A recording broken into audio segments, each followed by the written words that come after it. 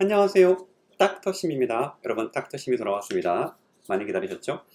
오늘은 피라맥스 관련, 코로나 관련 얘기를 해보도록 하겠습니다. 제가 몇 년 동안 해드렸는데 드디어 임상 3상 결과가 어느 정도 나왔죠.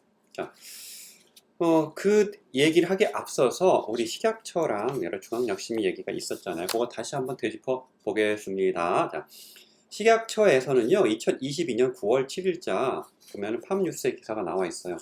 뭐라 그랬냐? 코로나19 치료제 효과 평가를 중증 악화에서 주요 증상 개선으로 전환하겠다. 중증화율이 낮아지고 코로나19가 오미크론 같은 변이주로 가고 있는 이런 중증화율이 낮아지는 질병 양상 때문에 더 이상 중증 악화, 그러니까 입원율, 사망률, 이걸로 약효 여부를 판별하는 건 적절치 않다라는 취지입니다.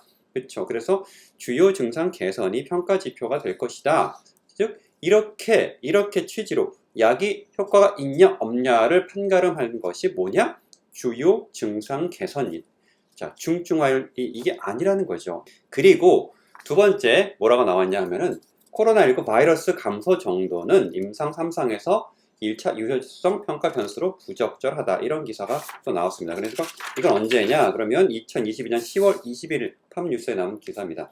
그래서 이 당시에 핵심은 뭐냐면은요, 새로운 임상 평가 지표가 코로나19 증상 개선 효과로 이렇게 바뀐다라는 게 이제 핵심입니다. 그러니까 이 큰 흐름 자체가 과거에는요, 델타나 이렇게 중증화로 많이 가는 그런 상황에서는요, 입원율, 사망률을 효과 여부를 판별하는 그런 기초로 삼았는데, 이제는 상황이 바뀌었으니까 그것은 폐기하고 증상이 호전되면 효과가 있는 것이다. 요렇게 이제 바꾸자라는 게 이 취지였습니다. 자, 그래서 여기서 조금 근데 제가 지적하고 싶은 게 있어요. 이 슬라이드에서 뭐가 있냐? 바이러스양 감소 정도가 임상 치료 효과와의 상관성이 미확립이 있다. 그러니까 여러분이 제가 몇 번 반복해서 말씀드렸지만 아직도 모르는 분이 계실 거예요. 바이러스 어떤 약을 먹고 나서 코로나19 바이러스 양이 줄은 거랑 실제로 이 사람이 임상적으로 실제로 좋아지는 거랑은 관련이 없더라라는 얘기입니다. 예, 충격적이죠, 여러분. 그래서 이 바이러스가 어떤 약을 먹고 떨어졌는지 이걸로 혹시라도 보는 거는 임상 2상까지 탐색적 임상 요 정도에서 보는 거고요. 임상 3상쯤 됐으면은 그건 내비두고 증상만을 보는 겁니다. 그러니까 바이러스가 약을 먹고 양이 감소하지 않아도 아무 상관이 없다라는 겁니다, 여러분.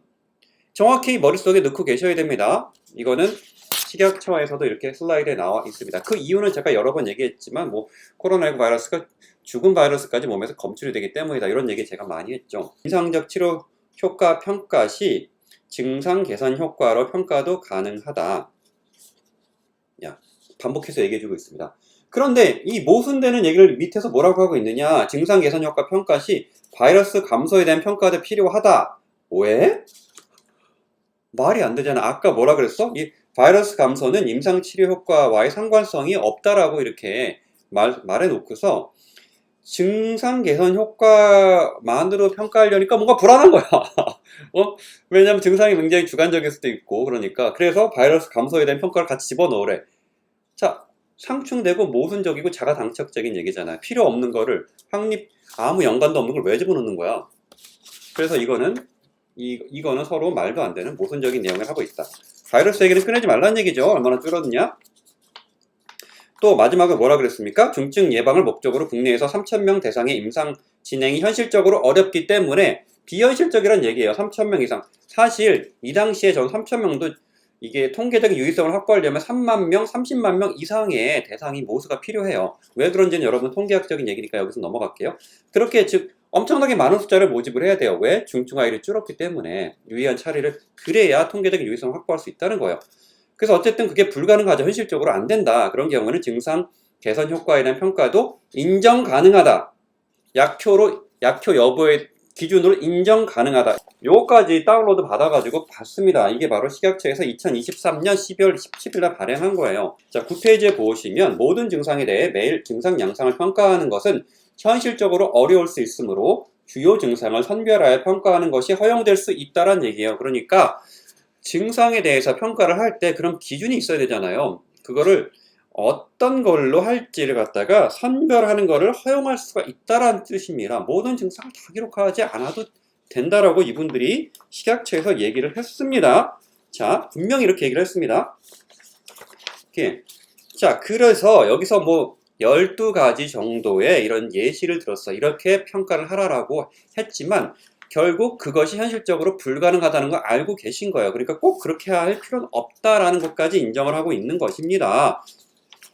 자, 그래서 이제 두 번째 굉장히 중요한 얘기도 나오는데 반복해서 나오죠. 중증 예방효과 평가 시 대규모의 시험 대상자 참여가 요구되는 즉 이것이 현실적이지 않다는 얘기예요. 그러니까 오미크론 상황에서는요. 그 중증 예방 효과, 입원율을 얼마나 감소했냐, 사망률을 얼마나 감소했냐 이런 식으로 평가하는 것 자체가 불가능하다는 얘기예요.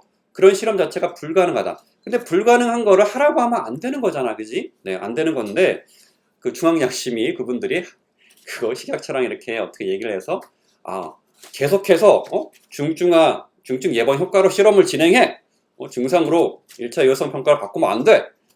이런 얘기를 한 거야. 이게 말이 됩니까? 안 되는 걸 알면서도 가면은 낭떨어진 거 알면서도 그 길을 밀어버린 거야.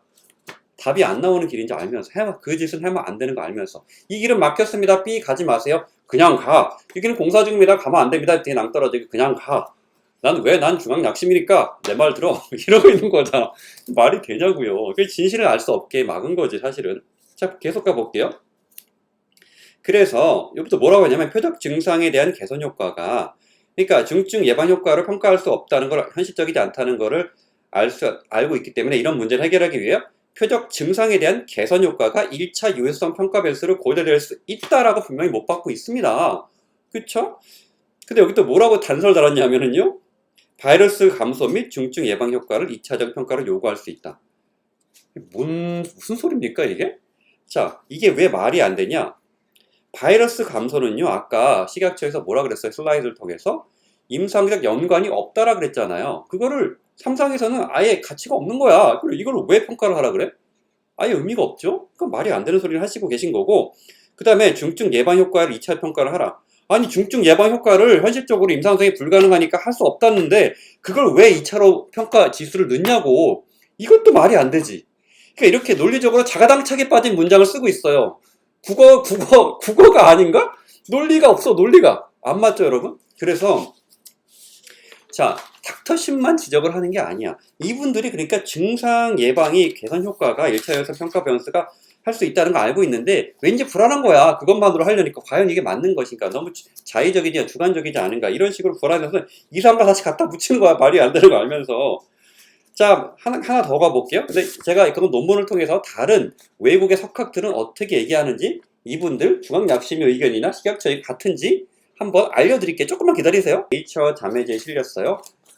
Communications Medicine 이런 어쨌든 그런 데 실렸는데 여기에 이 많은 저자들이 어디서 오신 분들이냐? 전 세계에서 모인 전문가들이에요. 캐나다, 미국 샌디에고, 그 다음에 영국 옥스퍼드도 있고 UCLA도 있네요. 많은 교수들이 이거를 작성을 하셨습니다. 자, 우리나라 중앙약심이 물론 권위 있는 분들이시겠죠. 제가 잘 모르지만. 그러나 그분들하고 전 세계의 미국, 영국, 캐나다 석학들하고 사실 권위를 굳이 제가 치사하게 비교하고 싶진 않지만 비교 한번 해보겠습니다. 누가 더 권위가 있겠습니까? 외국의 석학들을 조금 더 권위 있다고 생각을 하실 수 있지 않겠습니까? 네. 이런 말까지 하고 싶지 않았지만 정말 그래요. 그럼 이분들이 뭐라고 하는지 한번 들어볼게요. 자, 이렇게 백신 접종률이 올라가게 되면은 샘플 사이즈, 그러니까 어떤 임상 실험이 유의한가 아닌가 통계적인 어떤 의미로 확보하려면 샘플 사이즈, 그러니까 그 임상 집단 모집자 수가 엄청나게 커져야 된다는 얘기예요. 왜 중증화율이 떨어지기 때문에 그 얘기를 계속 하고 있습니다. 통계적인 얘기예요. 그래서 3,000명 가지고는 안 된다. 유의한 결과 얻을 수 없다. 입원율, 사망률을 볼 경우에 안 된다라는 거를 갖다가 얘기를 해주고 있는 것입니다. 아까 여기까지는 식약처랑 일치하죠? 이거 누구나 아는 사실이에요. 그렇다면은 뭘로 임상적인 primary endpoint 1차 유효성 평가 변수를 삼아야 되는가? 이렇게 딱 나와 있어요. 표로 나와 있는데 뭐냐? 첫 번째, 회복까지 걸리는 기간. 두 번째, 증상이 얼마나 심한가. 그 다음에 WHO Ordinal Scale. 이 세 가지를 갖다가 주로 보고 있고, 임상 증상의 감소가 acceptable goal. 1차 유효성 평가로 받아들여질 수 있다라고 말씀을 해주시고 계십니다. 세 가지 있죠. 이것이 바로 1차 유효성 평가 변수가 될 수 있다는 거예요. 즉 이것이 좋아지면 이 약은 효과가 있다라고 말할 수 있다고 이렇게 전 세계 석학들이 얘기를 해주시고 계신 것입니다. 자, 마지막에 뭐라고 또 얘기를 하고 있냐? 만일 어떤 안전하고 가격이 저렴한 어떤 약이 어떤 방법이 증상을 감소시키는 것이 증명된 어떤 안전하고 약값이 단 그런 것들이 승인이 거부돼. 만약 승인이 거부된다면 왜? 무슨 이유로? 이것이 입원율, 사망률을 막는 중증아이의 예방 효과가 확인되지 않았다라는 이유만으로 승인이 거부된다. 이 코로나19에 대해 사용 승인이 거부된다면 그렇다면 많은 환자들 그 어떤 증상을 감소시키는 것만으로도 충분한 효용을 가지는 이득을 볼 수 있는 그런 많은 환자들의 이득을 뺏어버리는 거다. 이렇게 얘기를 하고 있습니다. 그 사람들, 많은 사람들, 잠재적인 많은 사람들의 이득을 뺏어버리는 그 사람들한테 뺏는 굉장히 비윤리적인 거라고 이렇게 딱 못 받고 있습니다. 그렇죠? 왜 그런 짓을 하냐 이런 식으로. 그러니까 중증 예방 효과가 확인이 안 됐다 하더라도 증상만 좋아진다면 그거는 약으로 승인을 해야 된다는 얘기예요. 코로나19 치료제로 승인을 해야 된다라고 전 세계 석학들이 얘기를 해주시고 있습니다.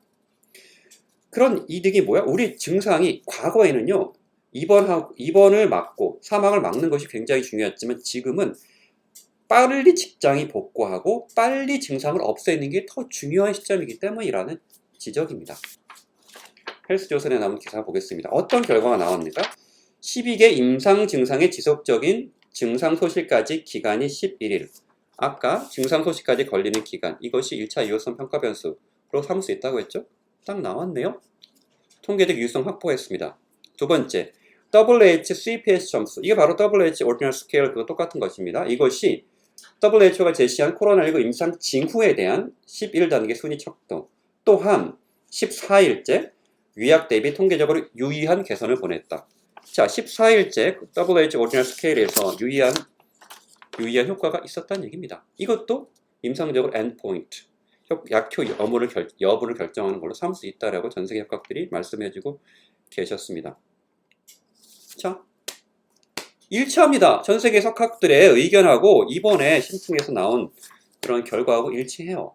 제가 계속 말씀드렸잖아요. 지난번에 임상 3상 초기 결과 나왔을 때 중증 예방 효과가 확인되지 않았다라는 기사가 그런 발표가 나오니까 모든 언론에서 임상 3상이 실패다, 피라메스 실패다 이라고 얘기를 했잖아요. 난리가 났었죠. 그래서 저희한테도 막 뭐라고 제가 바로 영상 올렸죠. 실패가 아니다. 단지 중증 예방 효과를 1차 유효성 평가 변수로 삼았기 때문에 정확히는 중앙약심위하고 식약처하고 협의를 해서 중증 예방 효과에서 증상 개선으로 원래 바꿔줬어야 되는데 바꿔달라고 요구했잖아요. 심층에서. 이걸 안 바꿔준 거야. 여러 가지 이유를 대면서 그 이유는 하나도 납득할 수가 없다고 제가 이미 영상까지 올려드렸죠. 민원까지 제기했고. 어쨌든 그걸 안 바꿔준 거야. 안 바꿔줘서 이 결과 자체를 결과의 통계적인 효과가 있는지 없는지 확인할 수 없게, 약효 자체를 확인할 수 없게, 진실을 알 수 없게 만들어버린 거다. 아예 실험 자체를 결과를 쓸모없게 만들어버린 거라고 제가 이미 말씀드렸잖아요. 실패가 아니다. 이 논문, 이 석학들이 말하는 거랑 똑같은 얘기를 제가 했죠. 그러면 안 된다는 짓을 한 거예요. 그렇게 하면 안 된다는 것 같다고. 그래서 이번에 결과가 나왔잖아요. 증상 개선 효과 있다. 그것만으로 1차 유효성 평가로 삼을 수 있다. 그것만으로 약효 유무를 평가할 수 있다. 라는 게 전 세계 석학들의 의견입니다. 이번에 심풍제약에서 발표한 거랑 완벽하게 동일한 의견을 얘기하시고 계십니다. 자, 제가 민원을 넣었어요. 민원 넣었더니 결과가 뭐라고 나왔냐면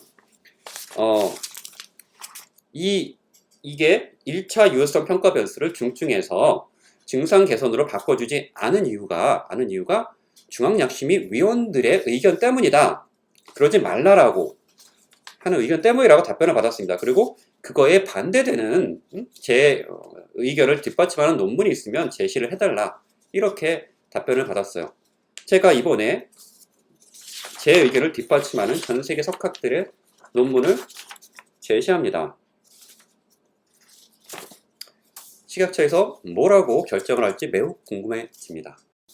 피라맥스가 롱 코비드에 효과가 있을까? 롱 코비드에는 이렇게 하지 5가지의 기전이 있다고 알려져 있습니다. 과연 그 피라맥스 아르테스네이트하고 피노나리지자는 그것이 효과가 있을까요? 한번 찾아봤습니다. 짜잔, 몇 가지 논문들에게 찾아봤습니다. 다음 시간에 알려드릴게요. 구독하고 기다려주세요. 감사합니다.